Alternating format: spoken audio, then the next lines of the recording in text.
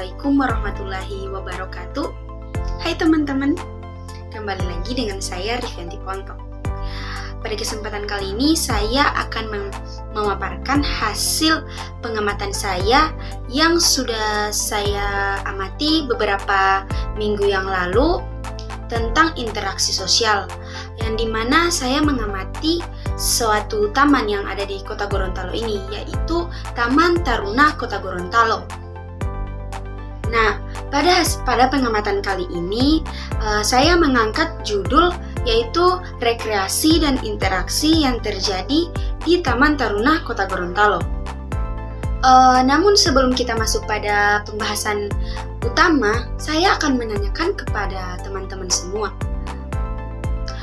Apakah teman-teman sudah mengetahui apa sih arti dari rekreasi dan apa sih arti dari interaksi?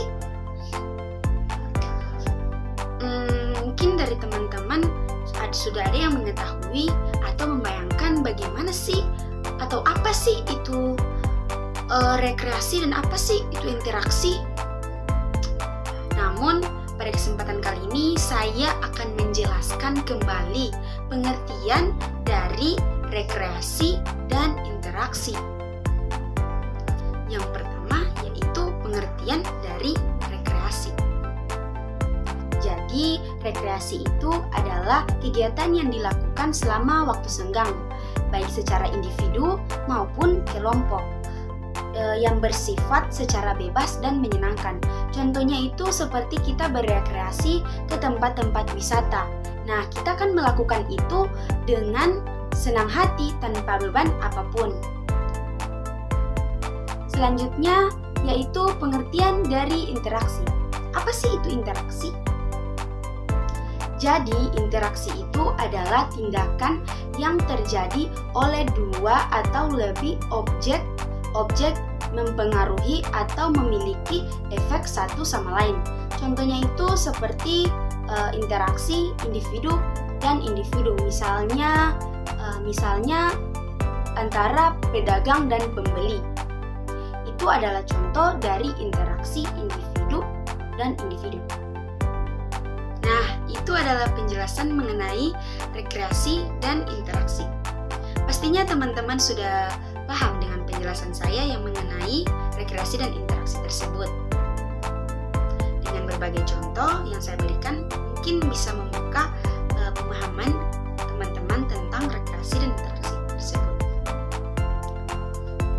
Baiklah, selanjutnya kita langsung saja masuk pada inti dari pembahasan kali ini, yaitu tentang pengamatan yang terjadi di Taman Taruna Kota Gorontalo, yaitu rekreasi dan interaksi yang terjadi di Taman Taruna Kota Gorontalo.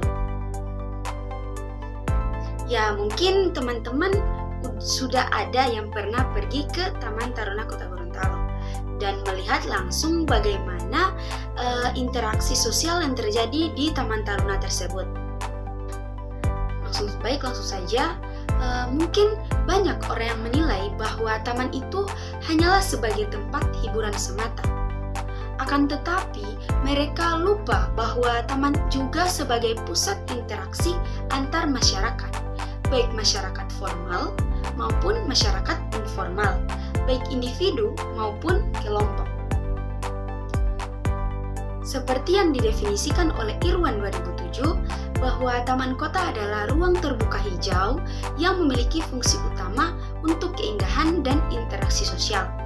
Nah, dapat disimpulkan dari penjelasan Irwan ini bahwa taman kota itu bukan hanya sebagai tempat untuk menghibur diri kita atau hiburan, tetapi juga di sini taman juga sebagai tempat interaksi sosial bagi masyarakat. Seperti yang sudah saya temui di Taman Taruna Kota Gorontalo ini, di mana interaksi yang terjadi di Taman Taruna Kota Gorontalo ini bukan hanya interaksi antar pedagang dan pengunjung saja, melainkan interaksi antar sesama distributor.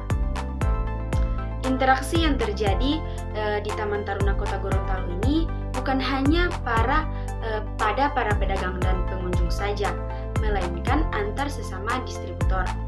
Taman juga di sini bukan hanya sebagai tempat rekreasi, tetapi juga merupakan sebuah wadah yang bisa dimanfaatkan oleh para sektor informal berupa para pedagang jalanan, seperti yang sudah saya temui di Taman Taruna Kota Gorontalo ini. Pujian demi pujian dari masyarakat pun terarah pada para pedagang di sana, karena mereka telah memberikan inovatif, potensi taman, dan dampak sosial. Selanjutnya, dari hasil observasi yang saya lakukan di Taman Taruna Kota Gorontalo ini, kelihatan ada beberapa kendala yang ditemui oleh para pedagang di sana, yaitu yang pertama, pembatasan aktivitas, yang dimana aktivitas jual beli maupun keramaian di Taman Taruna Kota Gorontalo ini sejak masa pandemi hanya dibatasi sampai pukul 23.00 atau jam 11 malam. Tetapi yang bikin saya kelimpungan atau kebingungan, mengapa di taman lain tidak ada batasan mengenai permasalahan aktivitas. Kemudian yang kedua yaitu persaingan, yang dimana persaingan yang sangat ketat menjadikan penjual berusaha lebih pandai untuk memasarkan dagangan yang mereka jual.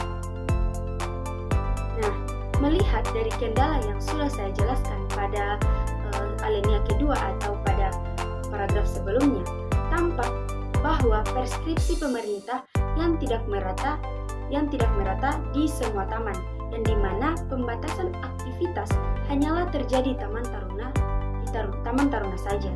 Sementara itu di taman lain tidak.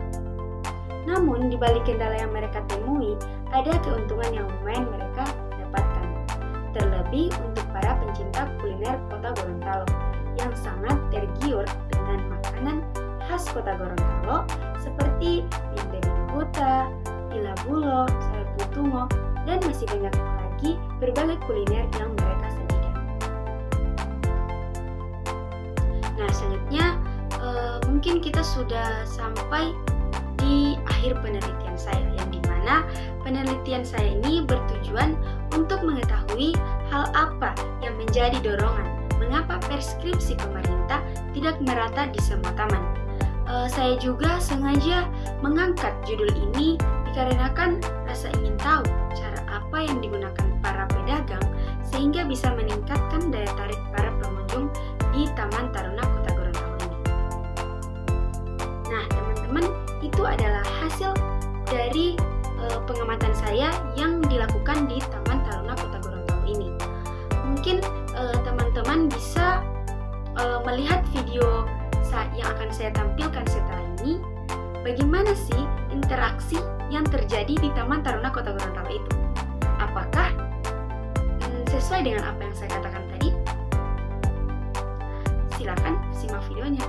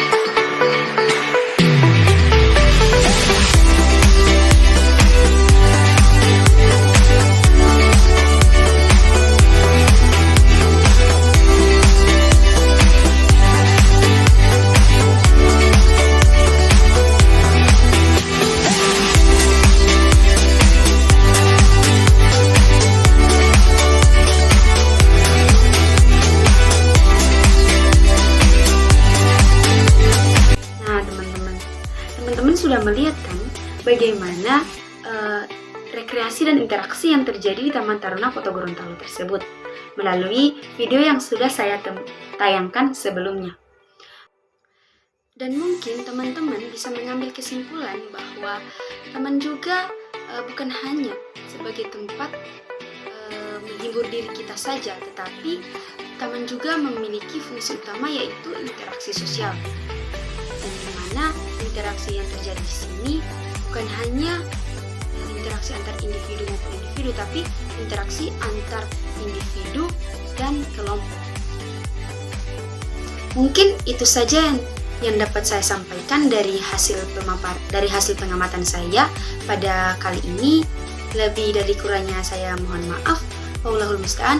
Assalamualaikum warahmatullahi wabarakatuh.